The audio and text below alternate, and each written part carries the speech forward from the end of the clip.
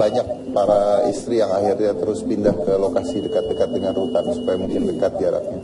Ya mungkin lebih terjangkau aja. Kalau bolak-balik Jakarta Bandung itu kan juga lumayan capek ya, habis di perjalanan waktunya. Jadi mungkin keluarga memberi keputusan untuk dekat dengan suami ya begitu. Memang banyak yang begitu yang tinggal di dekat-dekat rutan. Dekat-dekat rutan. Ini saya bahas sedikit tentang tadi bilik asmara tadi.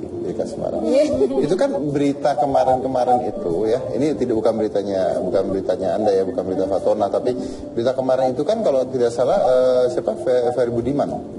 Itu ya. Nah, itu kan katanya bahkan ada satu ruangan bisa dikosongkan untuk mereka bertemu, pacaran dan sebagainya gitu.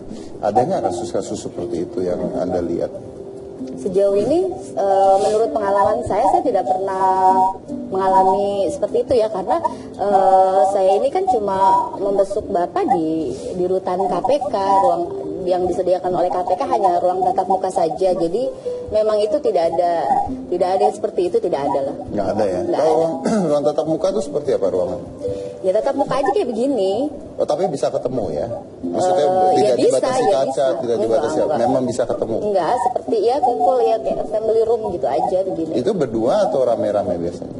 Kalau saya kan kalau lihat Bape pasti sama anak saya, sama orang tua saya seperti itu. Jadi memang untuk keluarga lah waktunya. Ada yang jaga nggak itu di dalam? Yes. Ada. Oh, memang ada yang jaga juga, di dalam situ ada yang jaga. Oke. Mbak Cici, dari peristiwa Anda yang mendapatkan uang 500 juta ini, Anda merasakan tidak ada sanksi sosial ke Mbak Cici sendiri? Pastilah, karena judulnya tuh besar-besar gitu ya. Pelawak Cici Tegal alias Ruwaningsih tersangkut dugaan korupsi di Departemen Kesehatan. Itu menjadi headline di mana-mana.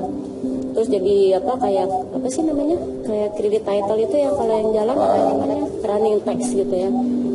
Jadi pada saat pertama kali dipanggil, saya malah cuek.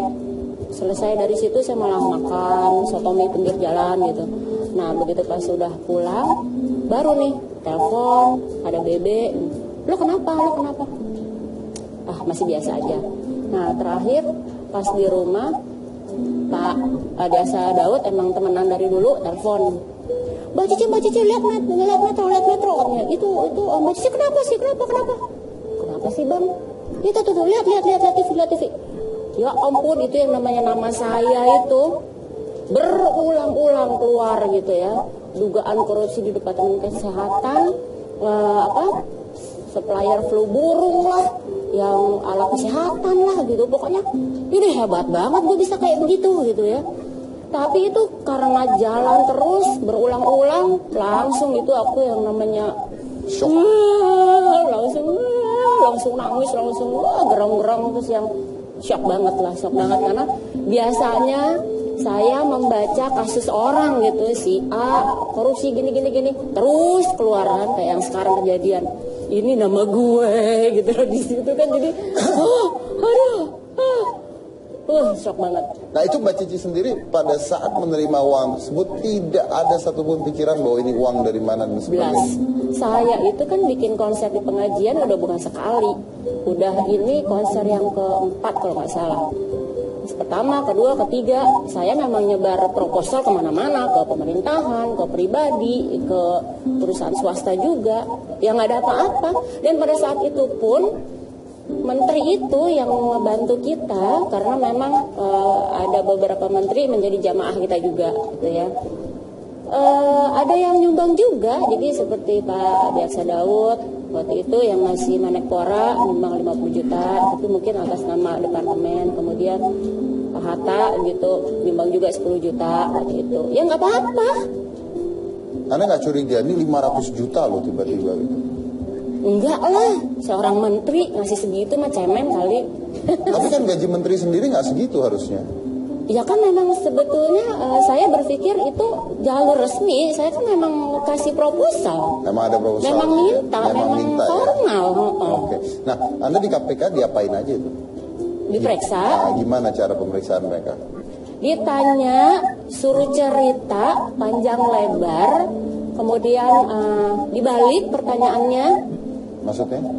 Iya, jadi yang pertama misalkan apakah Anda kenal sama orang-orang ini? Enggak. Ceritakan tanggal sekian Anda menerima, iya. Anda menerima sekian, iya. Berapa, di mana? Pokoknya udah benar-benar digoreng lah gitu ibaratnya. Terus diulang lagi. Jadi Anda terima 500 juta, iya. Kali aja aku hilaf kali gitu ya. Jadi enggak ada 1 M mungkin jadi gitu. Cuman emang karena saya ya itulah yang saya tahu, jadi saya juga jawab apa adanya. Cuman mungkin memang sengaja dipres kali gitu ya supaya sayanya gimana kali gitu ya. Dipresnya seperti apa?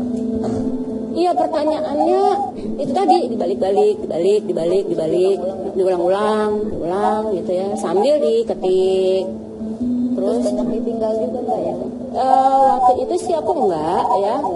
Tapi jadi memang satu pertanyaan itu disuruh cerita kita, jadi bukan cuman yes or no aja, enggak. Coba dong ceritakan. Nah udah dong cerita gitu ya. Kemudian diulang lagi pertanyaan kedua, coba dong cerita. Nah itu dia sambil diketik. Sampai waktu itu saya datang jam 8, jam 9, keluar itu jam 2 lebih lah. Sampai makan siang di situ, ngopi di situ.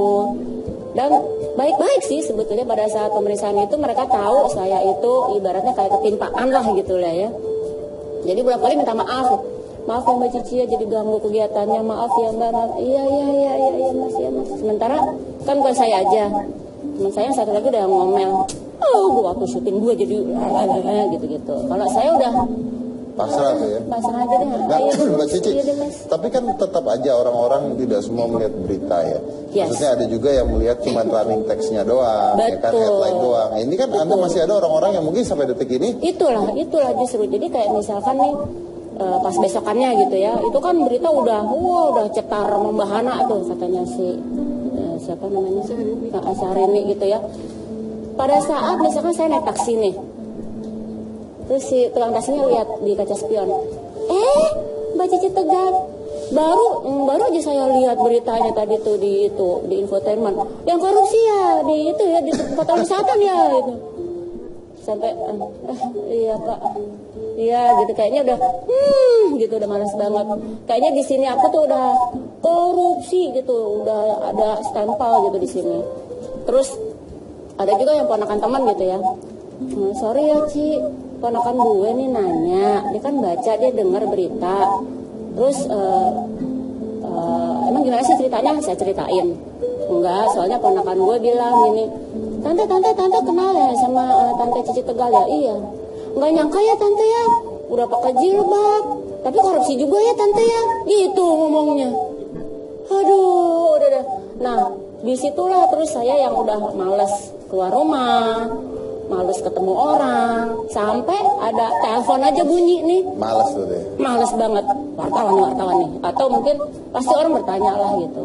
Jadi itu masih di awal-awal ya, jadi makanya saya tuh sampai yang nangis-nangis terus gitu, sampai ya Allah kenapa gue gitu, ya Allah. Jadi sebuah gitu. hukuman sosial akhirnya ya. Iya betul. Karena pada saat itu orang belum tahu yang sebenarnya. Begitu saya dipanggil yang kedua, yang ketiga, baru kan terurai. Dan mungkin sampai detik ini pun ada orang-orang yang tidak tahu karena cuma baca yang pertama doang, bisa jadi kan? Mungkin, tapi sekarang sih udah jarang. Udah jarang ya. Karena kan memang begitu udah saya dipanggil yang kedua, ketiga, itu cerita mulai udah beredarnya udah mulai benar gitu. Okay. Dan yang waktu sebelnya lagi, yang waktu pertama banget itu sempat beritanya, saya kan nama benernya nih Sri Wahyuningsih nih nama asli. Nah, ceritanya itu si para bapak-bapak sekjen di sana katanya mereka bikin perusahaan sendiri, kemudian perusahaan itulah yang mensupply si alkes dan flu burung dari Amerika itu. Nah, si nama PT-nya, direkturnya itu sama dengan saya. Namanya? Sri Wahyuni. Nama aku Sri Wahyuningsih. Nah, jadilah nih si juru bicara KPK-nya preskon ya. Jadi Cici Tegal alias Sri Wahyuningsih sebagai direktur dari CV Graha Ismaya salah yang lagi ya? Salah lagi. Okay. Sampai aku itu juga yang sama wartawannya gini, tega banget ya Allah ya, salah aku bilang gitu. Wartawannya sumpah-sumpah Mbak, aku ini terima berita ini emang preskonnya begitu dari si Bapak Johan Jadi Budi akhirnya itu. mau manjang ya itu ya. Sebetulnya aku mau manjang, teman-temanku bilang, ya udah lu perkarain aja lagi Udah dia lah ya. salah. Cuman aku kan, Jadi panjang aduh, lagi, udah. ribet lagi, betul. Males. Nah kalau Septi sendiri mengalami hal yang sama nggak ketika diperiksa KPK? Iya, hampir sama Mbak Cici. Saya kebetulan kalau nggak salah 3 kali ya dipanggil oleh KPK untuk menjadi saksi. Ya seperti itu dari jam 12 sampai jam 7 malam setiap pemeriksaan seperti itu. Malah waktu itu saya baru masih nyusuin ASI, anak saya baru lahir 2 minggu. Ya udah harus, kita nggak boleh menolak, memang harus. Ya udah daripada saya dijemput paksa kan. Karena saya sebagai warga negara yang baik, ya saya harus kooperatif. Gitu. Kooperatif. Oke, Iya. Septi saya mau tanya. Anda sendiri ya pada saat itu menjadi istri dari Pak Fatona, kerasa tidak sih bahwa ini kan dengan harta dan sebagainya, kepikir nggak bahwa ini adalah hasil korupsi? Masa nggak kerasa sama sekali? Enggak. Sama sekali nggak kerasa? Enggak, saya waktu itu lagi happy-happynya sama suami saya karena waktu saya lagi hamil, jadi memang saya tidak tahu kegiatan beliau di luar seperti apa karena saya sedang konsentrasi dengan kehamilan saya itu, lagi seneng-senengnya lah, lagi bahagia-bahagianya, lagi Anda nggak menikmati rumah pernah tangga. nanya, maksudnya ini uang dari mana, nih mobil dari mana, nih Ya harta namanya dari mana? istri dikasih uang, maksudnya nanya-nanya begitu-begitu, ini uang dari mana sih? Enggak lah, dari itu gue dibilang bawel banget sih. Namanya istri kan dinafkahi, diberikan tanggung jawab, ya seneng lah mas. Ya, tapi Mas kan- Didi juga seneng kan kalau dikasih sesuatu gitu diambil dong. Kalau dikasih sesuatu diambil. Iya maksudnya. Maksudku kalau dapat sesuatu gitu kan pasti seneng lah. Oh, kalau dapat sesuatu gitu, ya dapat sesuatu pasti senang. Tapi itu dapat sesuatu akhirnya kan jadi masalah ya. Maksudnya gini, maksud saya kan gini, apa nggak pernah bertanya sama sang suami, ini kamu kerjanya apa, uangnya segini gitu? Apa nggak peduli? Ya aku tahu, ya dia pengusaha seperti itu. Tapi untuk detail seperti apa ya, silakan tanya aja ke Pak Fatonanya. Saya kan nggak tahu. Nah kan Anda istrinya, kalau saya bukan siapa-siapanya. Tapi kan dia pulangnya juga ini kalau pulang tuh jam 2 gitu-gitu. Jadi jarang ketemu, saya jarang komunikasi. Dia bangun tidur udah pergi lagi. Oh, jadi intinya hanya di kamar aja lah ya kejadiannya ya, berarti ya tidak komunikasi soalnya. Kepo deh Mas Dedi. Loh ya kan kalau suami istri kan biasanya katanya suami istri itu harusnya komunikasi. Kalau tidak komunikasi kan berarti kejadiannya cuma di kamar aja gitu ya. Ya, Fanny bener ya? Nggak tahu ya, kamu tahu apa sih sebenarnya? Fanny, iya saya mau nanya Fanny, apa kamu itu kan kamu waktu dicerai itu kan katanya tidak gadis lagi, sudah nikah 4 hari ya? Apa tuh? Kamu udah nikah 4 hari baru dicerai? Iya. Itu 4 hari setelah malam pertama atau sebelum malam pertama? Hah? Ya sudah lah. Sudah malam pertama. Kalau sudah malam pertama kan memang udah gak gadis lagi dong. Iya makanya tahu deh. Menurut Om gimana? Menurut Om nggak tahu, menurut Om yang satunya lagi gimana? Tanyain langsung. Om mau nanya nggak Om? Katanya Om mau nanya tadi Om. Sama Fanny. Nggak Fanny, coba Om Anu mau nanya. Waktu ketemu dengan Pak Aceh, kan ceritanya jatuh cinta nih. Itu waktu memutuskan untuk menikah, pertimbangannya karena saya juga mau menikah, saya mau nanya dulu nih. Itu kabar, ya. Itu mau menikah karena Pak Aceh ini pejabat, jadi dia punya apa, menjabat apa, punya rumah besar dan harta yang banyak, atau karena yang tadi karena ganteng doang? Enggak sih kan pas pertama ketemu juga Saya nggak kedengeran apa? pas pertama ketemu juga bilangnya kan udah mau nggak bakal dinikah siri gitu, bakal dinikah resmi, saya udah nggak punya istri gitu. Bukan pertanyaan nih Om Anu. Iya makanya percaya tuh kayak dia tuh baik gitu. Pani sukanya tuh karena dia tuh baik gitu, jujur gitu. Oh, taunya jujur dan baik dari mana? Anda Kan dia bicara ke Pani kan. pacaran berapa lama pacaran?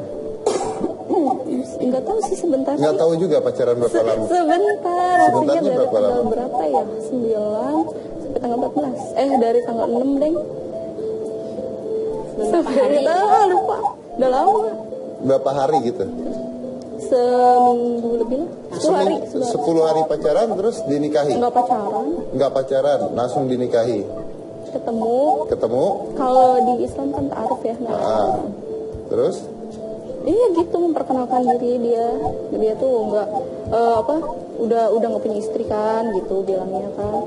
Terus ya gitulah, pengen punya keluarga yang sakinah mawaddah warahmah, bilangnya gitu kan. Oh, akhirnya dinikahi. Oke, jadi menjawab pertanyaan Anda nggak, Nuk? Ya. Enggak ya, oke baik.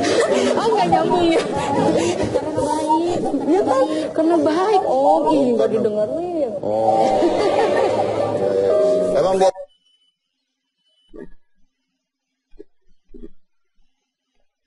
bisa kalau om-om baik memang. Ya oke, ini sama kayak OVJ ya, pemainnya bingung, penontonnya bingung.